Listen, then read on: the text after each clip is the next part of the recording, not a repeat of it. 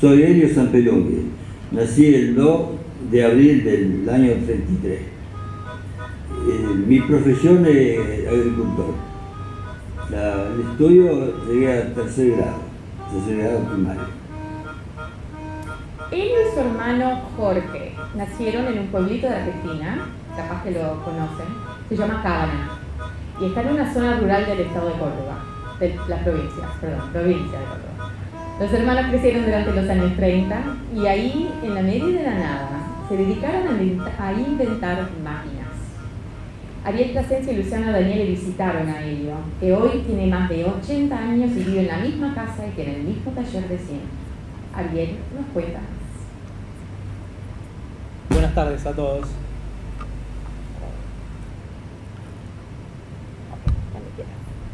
Cuando llegué a casa de Elio, él estaba a punto de salir para misa. Me pidió que lo esperara y me dijo que ahí quedaban su casa y su galpón, abiertos, que me sintiera en libertad de mirar y agarrar lo que quisiera.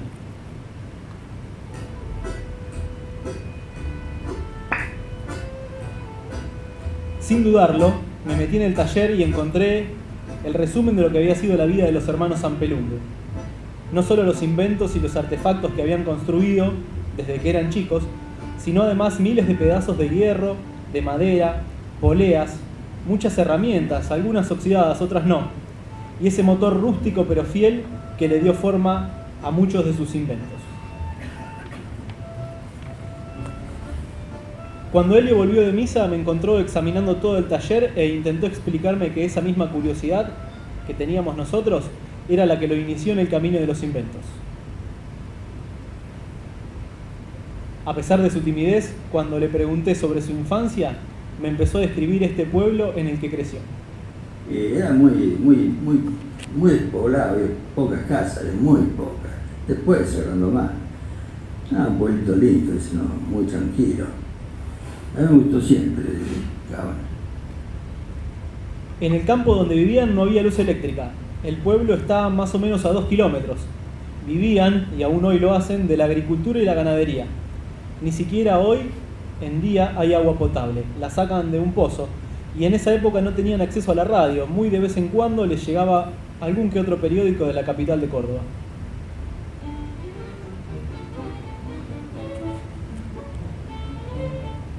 Eran los comienzos de los años 40. El único contacto con el mundo exterior era la pequeña escuela a la que Elio iba con su hermano. Al no tener con qué entretenerse, Elio pasaba su tiempo acostado en el pasto viendo cómo pasaban los aviones fumigadores. Se obsesionó con los aviones. Cuando tenía 7, 8 años, se me metió en la cabeza de que quería hacer el avión. La pasión más grande de mía era hacer el avión. No era tanto el deseo de volar, sino de hacerlo y de verlo volar. Y cuando mi hermano era más grande, le comenté a él, y él dice, tú tenías mucho más entusiasmo él de hacer el avión que yo que lo empezaba. Los hermanos Sampelunghe se enteraron que existía una revista yankee que se llamaba Mecánica Popular y le rogaban a sus padres que se la consiguieran. Esta revista existió desde 1902 y su idea era introducir a los lectores en el hágalo usted mismo, enfatizando en cómo la ciencia y la tecnología se podían aplicar a la vida diaria. La versión latinoamericana de Mecánica Popular se comenzó a conseguir en Argentina desde el año 47 más o menos y fue uno de los pocos materiales de lectura que llegaba a manos de los hermanos Sampelunghe. Modernícese, fabrique un avión. El avión metálico que usted puede construir. Usted también puede viajar despacio.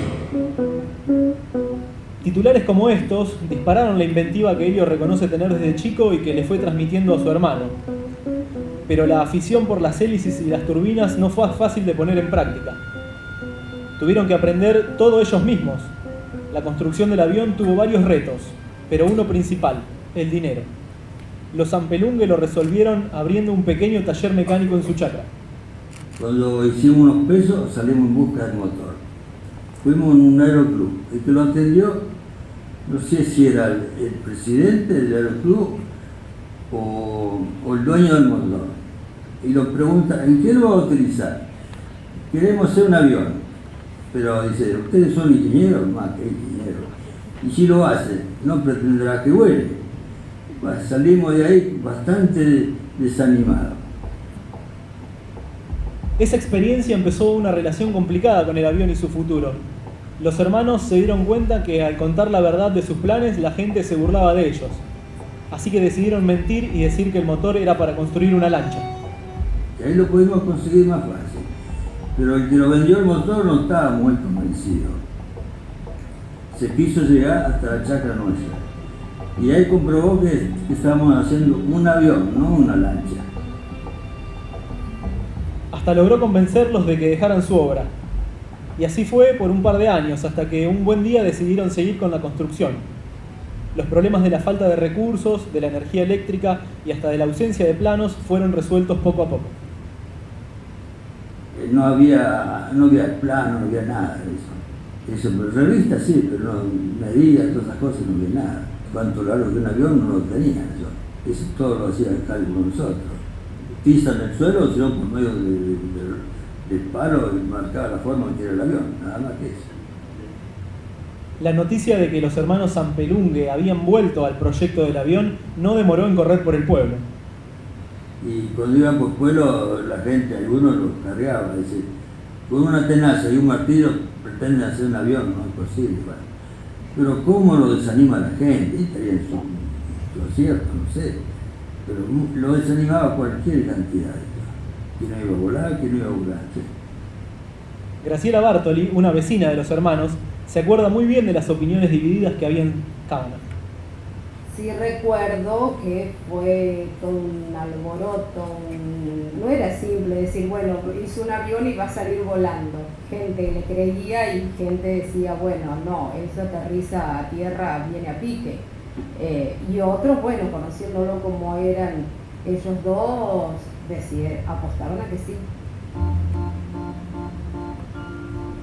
Después de 2 años de duro trabajo, la nave estaba terminada. Helio tenía 30 años y Jorge 20. Pero venía el gran problema. ¿Quién no volaba? Nosotros ni uno ni otro éramos pilotos. Tenían entonces que encontrar a alguien dispuesto a correr el riesgo de volar un avión hecho en casa. Según Helio, se enteran 2 pilotos de la localidad vecina. Era José Araya y Libero Biondi. Y se vinieron. Cuando lo vieron tan bien terminado que se tenía mucha fe que iba a volar bien. Libero Biondi, piloto de profesión, todavía recuerda ese momento, aunque en su versión, los Zampelungue fueron quienes lo buscaron a él y lo convencieron de pilotear el avión.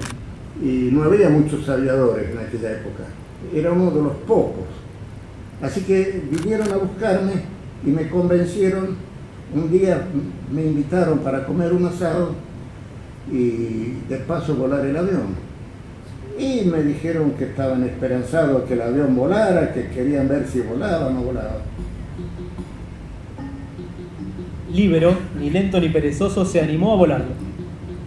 Recuerdo que le dije, mirá, digo, Zampelungue, yo no me hago responsable si al aterrizar lo rompo. ¿Cómo hacerse responsable? Después del asado llegó el momento clave, ver si volaba o no.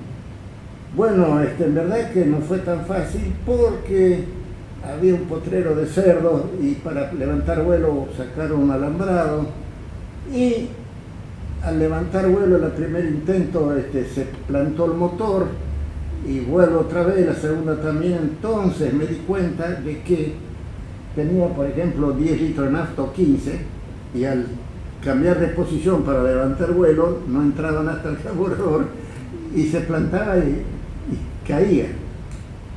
Insistentes, tomaron la decisión de echarle 20 litros de nafta, a ver qué pasaba. Y ahí sí anduvo, sí.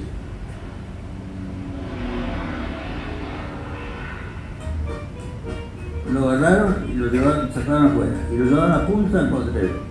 Y allá lo aceleraron. Qué alegría nosotros cuando lo vimos en el aire, pero el miedo era muy grande. No, cuando estaba arriba estaba un poco preocupado. Tenía miedo de romper el avión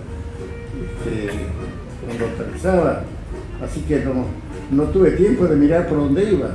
Cuando aterrizó fue una cosa que no se puede contar. Claro, los Zampelungue para ellos fue un día espectacular porque lloraban y resulta que me llevó la sorpresa y yo ni sabía que pasé sobre Cábanas de la preocupación que tenía para poder aterrizar y no romper el avión, ni sé por dónde pasé. Los recortes de los periódicos que todavía decoran el galpón de los Zampelungue reviven la hazaña. Y encima vuela fue el título del diario más importante de la región. Era marzo de 1964 y los pocos medios de la época cayeron a los pies de Elio y Jorge. Llegar a este momento había consumido todo en la vida de Elio y Jorge. El sueño que tuvo Elio cuando apenas tenía 7 años se materializó recién a los 30. En un lugar como Cabanag, en los años 60, un hombre de su edad ya tenía esposa e hijos. Elio ya se sentía demasiado viejo. Mirá si tendría la pasión de hacer en avión, que tenía miedo de casarme. Porque, pobre, que alguna chica está por mirarme. Pero si digo, si tengo una mujer que no es contra el avión, se termina el sueño. Digo, cuando después, a los 30 años, voló el avión, bueno, vamos a estar novios más, que ya no nos miraba nadie. Creo que sigue solo.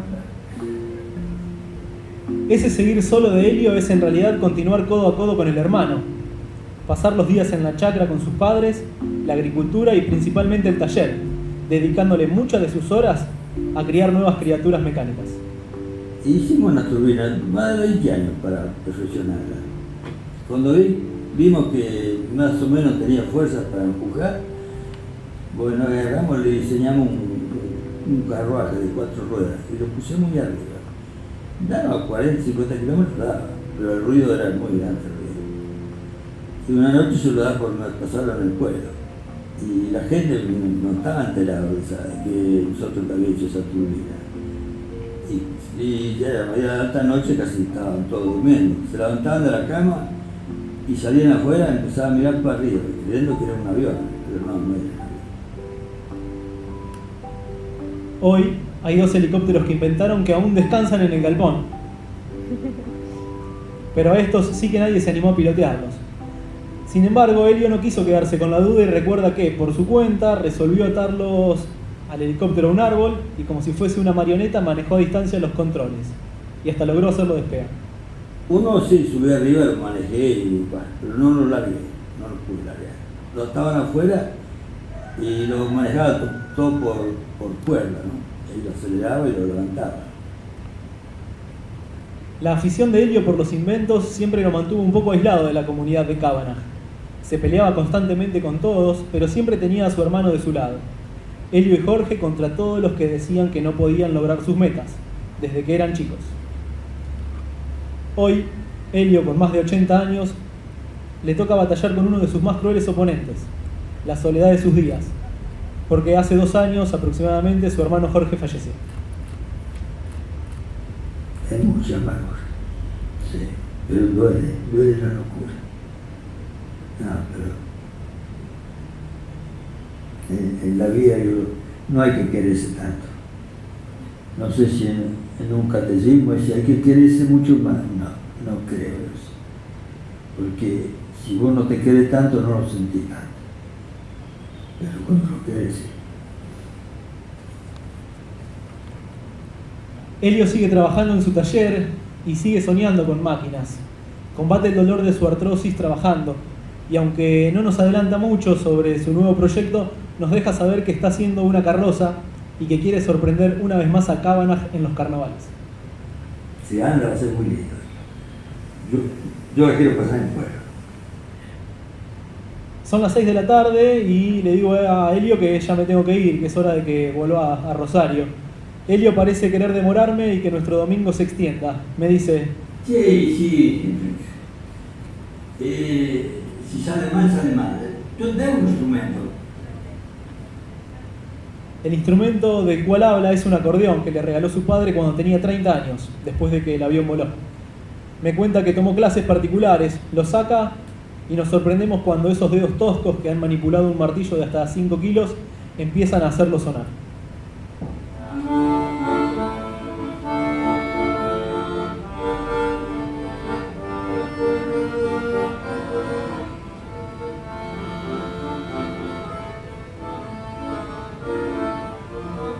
Elio se guardó para el final la última gran sorpresa.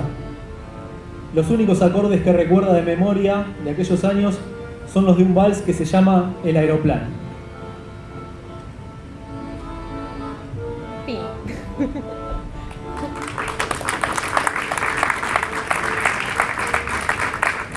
Esta historia fue producida por Adele, Plasencia y Luciano Daniele, que viven en Rosario.